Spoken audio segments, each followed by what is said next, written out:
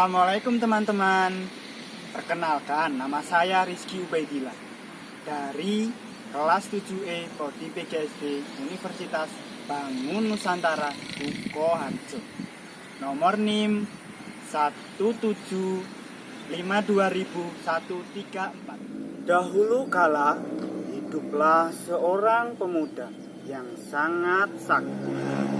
Namun sayang, seringkali ia menggunakan kesaktiannya untuk mencuri dan merampok. Rangga Gading, itulah namanya.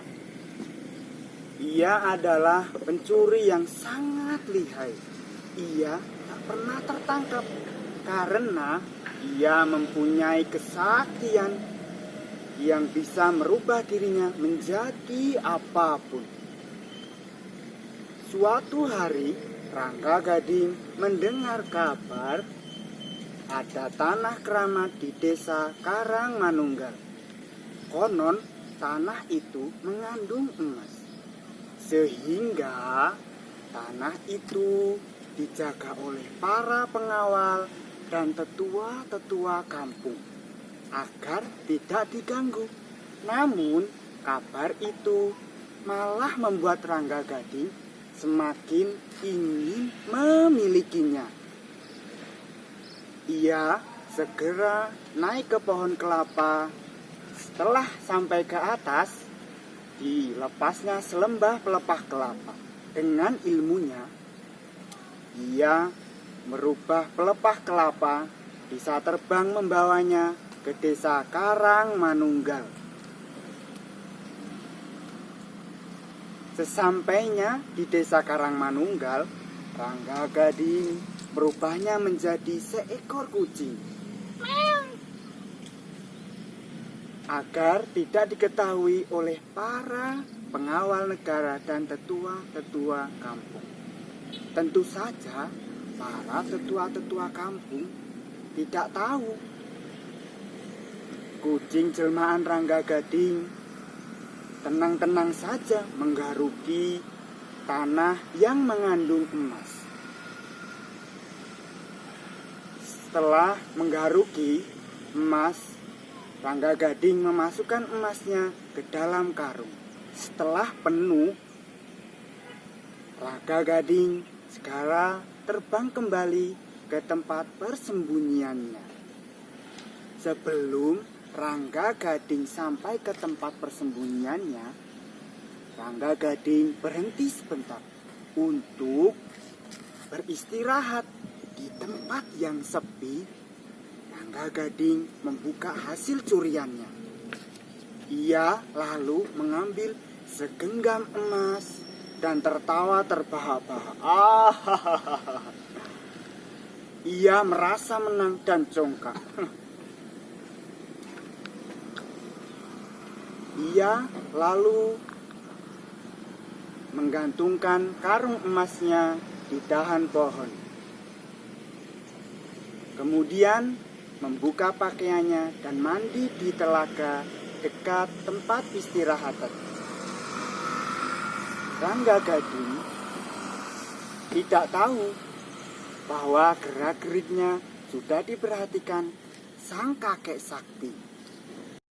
Sang kakek sakti segera tahu apa yang diperbuat oleh Rangga Gading. Sangat disayangkan, kesaktian Rangga Gading digunakan untuk hal-hal yang tidak baik. Ia bertekad akan merubahnya menjadi lebih baik.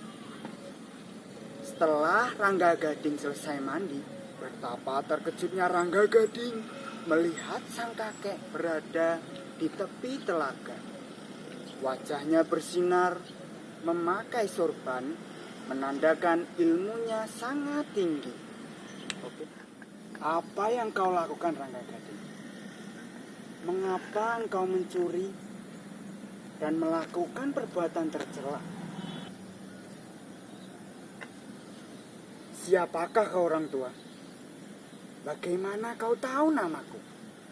Mengapa kau tanya seperti itu padaku? Tidak tahukah kau, aku ini sakti?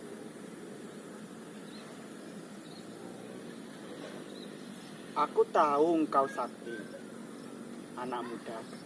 Justru itu aku bertanya. Pergilah kakek tua, jangan ganggu aku, atau aku akan... Sebelum Rangga Gading menyelesaikan kalimatnya, ia terjatuh ke tanah. Tubuhnya lemas tak bertenaga. Tahulah ia bahwa kakek sakti itu yang membuatnya. Ampun kakek, ampun. Aku akan bertobat dan menjadi muridmu. Tapi tolong hentikanlah ini. Badanku terasa lemas dan sakit sekali. Baiklah, aku memegang janjimu. Sang kakek itu pun menghentikan mantranya. Tubuh Rangga Gading kembali seperti semula, bugar.